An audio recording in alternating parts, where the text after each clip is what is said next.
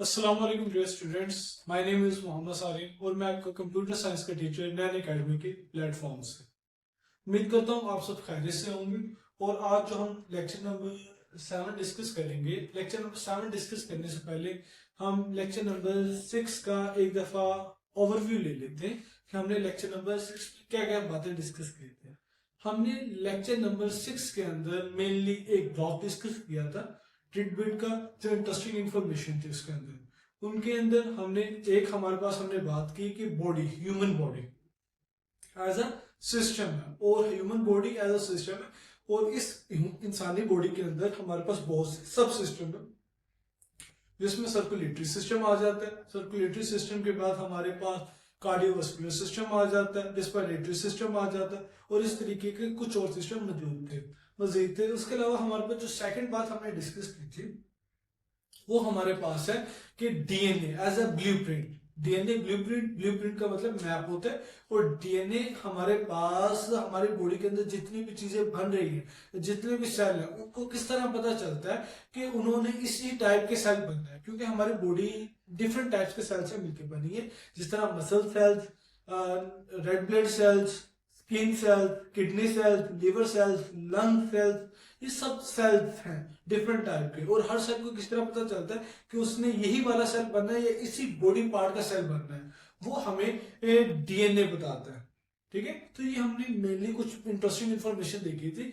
अब नेक्स्ट हमारे पास हम लेक्चर नंबर 7 स्टार्ट आउट करते हैं।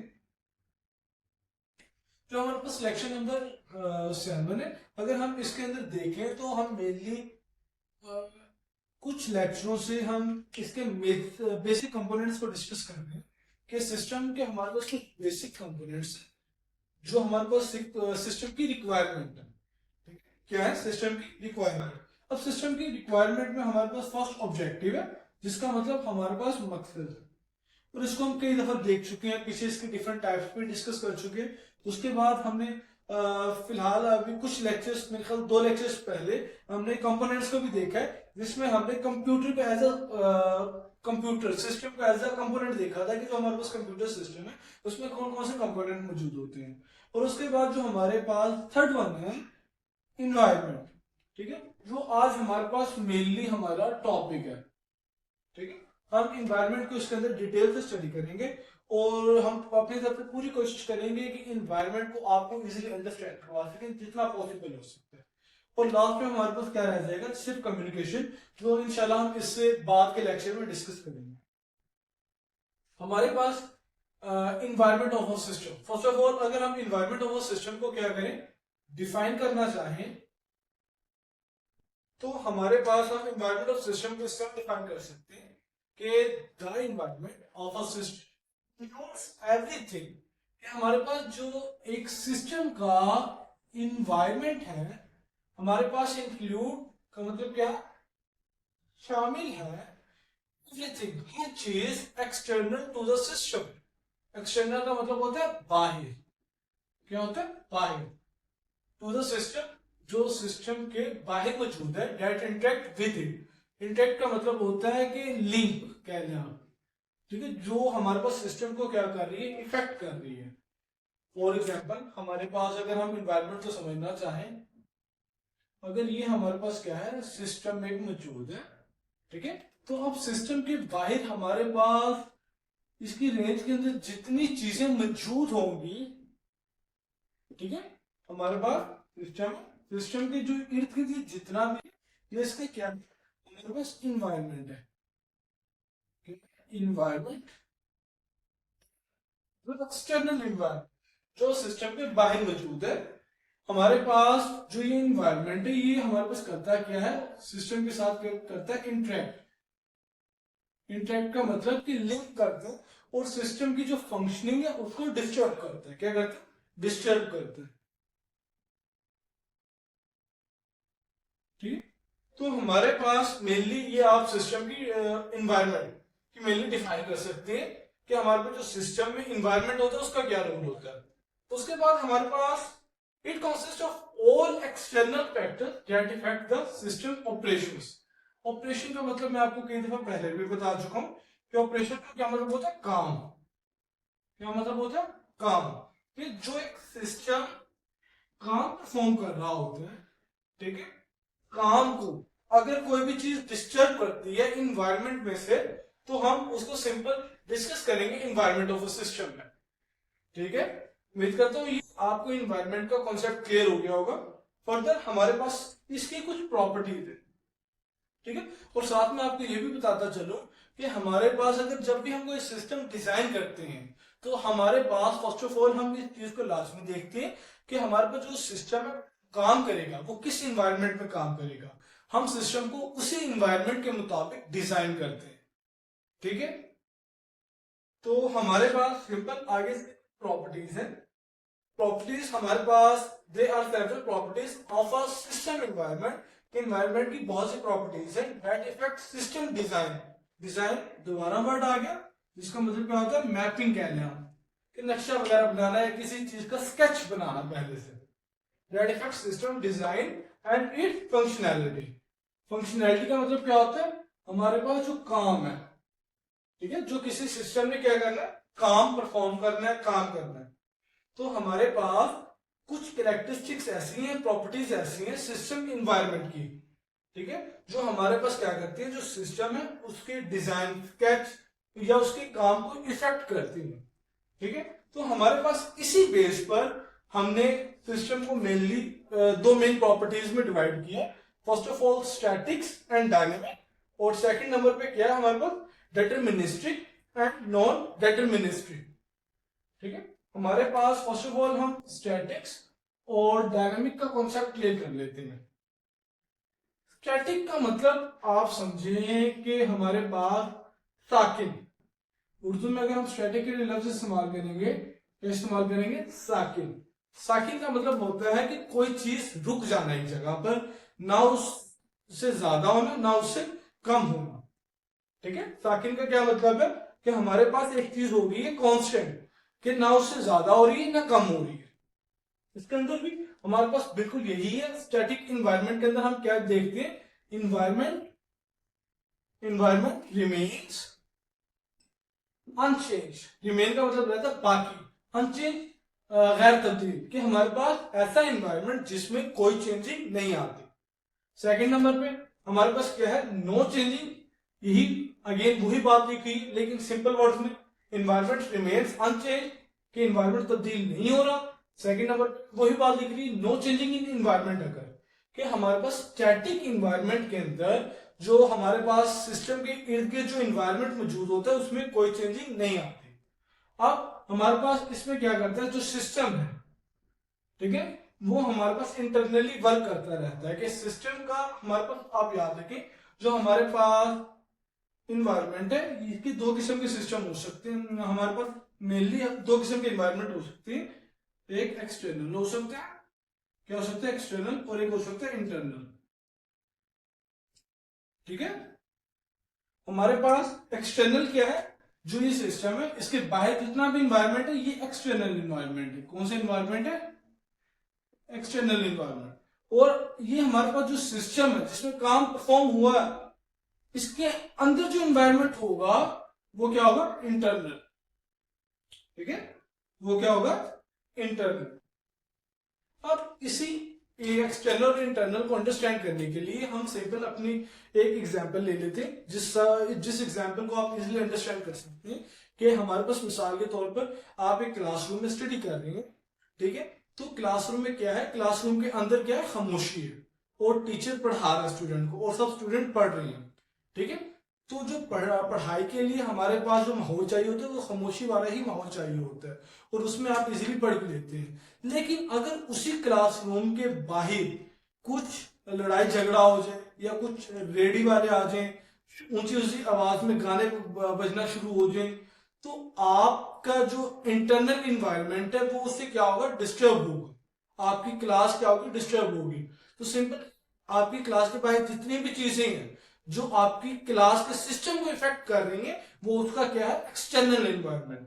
इसी तरह आप क्लास में अगर खामोशी से नहीं बैठे या आपस में सिंपल आपकी कोई बहस वगैरह हो जाती है तो इंटरनल एनवायरनमेंट भी क्या होगा खराब होगा, जिससे सिस्टम की फंक्शनिंग पे क्या होगा इफेक्ट होगा। स्टैटिक्स में हमारे पास स्टैटिक एनवायरनमेंट के अंदर हमारे पास एनवायरनमेंट में चेंज नहीं आ रहा, जो सिस्टम है वो प्रॉपरली वर्क कर रहा है। ठीक है, आप ये कह सकते हैं। उसके बाद अगर हम डायनामिक की बात करें, डायनामिक का मतलब ये होता है कि साकिन नहीं है, चीज चेंज हो रही है। क्या हो रही है? Change.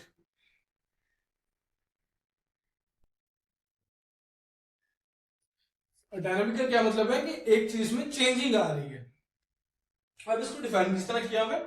Environment can change independently और सिस्टम आउटपुट। हमारे पास कोई भी अगर सिस्टम है, फर्स्ट ऑफ ऑल सिस्टम में हमारे पास कुछ पार्ट होते हैं, कुछ इनपुट होता है और कुछ आउटपुट होता है। इनपुट जो हम प्रोवाइड करते हैं। अगर हम एक कंप्यूटर सिस्टम की बात करें, किसकी बात करें? कंप्यूटर सिस्टम की। तो कंप्यूटर सिस्टम को हम इनपुट देते हैं, ठीक है, और वो बदले में हमें क्या देता है? आउटपुट।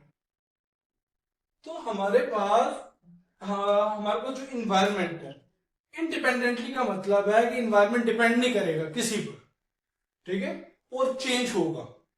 ठीक है, इन्वायरमेंट चेंज होगा और सिस्टम की जो आउटपुट है वो इस इन्वायरमेंट से क्या होगी? इफेक्ट होगी। जो हमारे पास सिस्टम है, ठीक है, सिस्टम होगा इफेक्ट। क्या होगा? इफेक्ट। क्यों इफेक्ट होगा? इसकी जो फंक्शनैलिटी है, जो इसका डिजाइन है सिस्टम का, वो इफेक्ट होगा किससे? इन्वायरमेंट से इफेक्ट होगा, क्योंकि इन्वायरमेंट क्या हो रहा है? चेंज हो रहा है। ठीक है, उसके बाद हमारे पास अगर सेकंड बात देखें तो आपके बुक में थोड़ा सा कम्प्लेक्स करके लिखा हुआ है, तो मैंने यहाँ उसको सिंपल वर्डिंग में कन्वर्ट किया। System effect from the environment. जो एक सिस्टम है वो लाजमी इफेक्ट करेगा इससे, एनवायरनमेंट से, over time, with the passage. क्या हमारे पास, आप सिंपली ये कह सकते हैं, डायनामिक के अंदर जो चेंजेस आते हैं वो रेगुलर बेसिस पे आप कह लें, ठीक है, एक खास टाइम के बाद कोई भी चेंज आ गया जिसकी वजह से जो सिस्टम की फंक्शनैलिटी वो इफेक्ट होगी। लेकिन आप याद रखें, स्टैटिक इन्वायरमेंट और डायनेमिक इन्वायरमेंट, ठीक है, हम इस तरह के इन्वायरमेंट्स का ख्याल रखते हैं कि अगर हमारे पास, हमने एक सिस्टम डिजाइन किया है और हमें पता है कि उसने डायनेमिक इन्वायरमेंट में वर्क परफॉर्म करना है, तो हम इसके अंदर इस किस्म की कंडीशंस लगाते हैं कि वो उस इन्वायरमेंट में क्या कर सके? काम कर सके। अगर इन्वायरमेंट में कोई चेंजिंग आती है तो सिंपल उसकी जो सिस्टम है उसकी फंक्शनैलिटी को क्या ना करे? इफेक्ट ना करे। सेकंड नंबर पे हमारे पास जो मेनली टर्म है, डिटर्मिनिस्टिक और नॉन डिटर्मिनिस्टिक। ठीक है, फर्स्ट ऑफ ऑल इनका हम दफसे मतलब देखेंगे। डिटर्मिनिस्टिक का मतलब है जिसको हम प्रिडिक्ट कर सकते हैं। क्या कर सकते हैं? प्रिडिक्ट, या ऐसी चीज जिसको हम जान सकते हैं।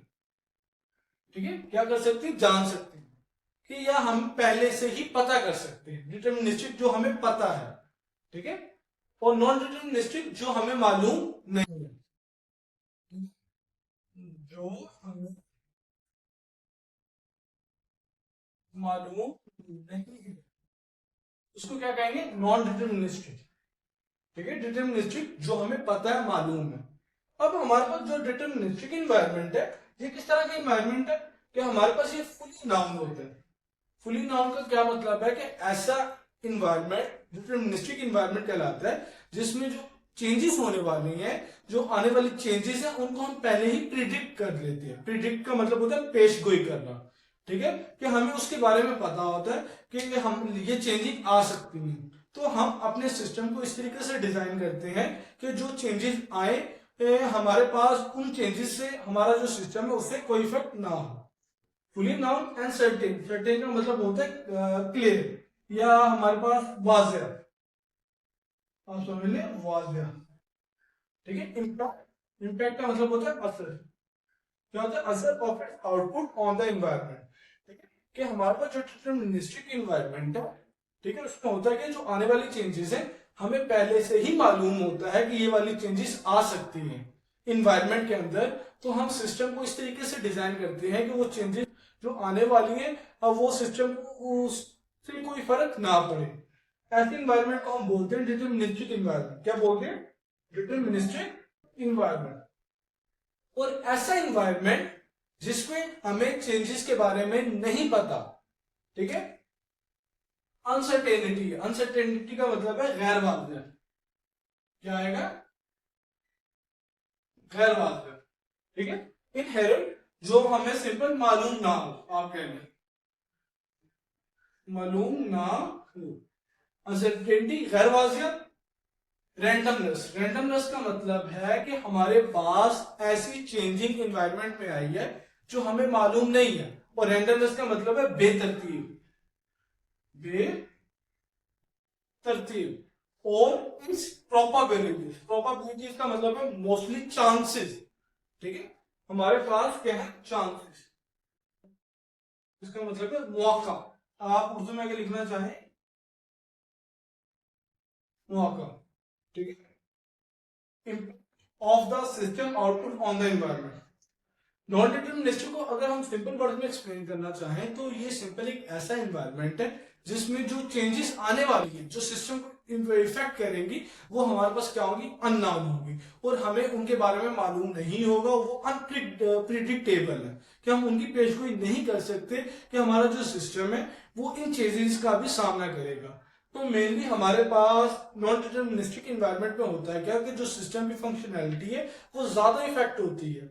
और सिस्टम ऐसी कंडीशन में हमारे पास जो उसकी एफिशिएंसी है, सिस्टम के काम करने की सलाहियत है, वो क्या हो जाती है, कम हो जाती है। स्टूडेंट, होपसो आपको आज का लेक्चर समझ आया होगा। और अगर इस लेक्चर में आपको किसी किस्म की कोई कंफ्यूजन है तो वो आप कमेंट सेशन में अपना क्वेश्चन रेज कर सकते हैं। इंशाल्लाह ताला आपको जवाब मिलेगा। और उम्मीद करता हूँ आपको लेक्चर पसंद आया, तो चैनल को लाइक एंड सब्सक्राइब लाजमी करें। शुक्रिया, खुदा हाफिज़।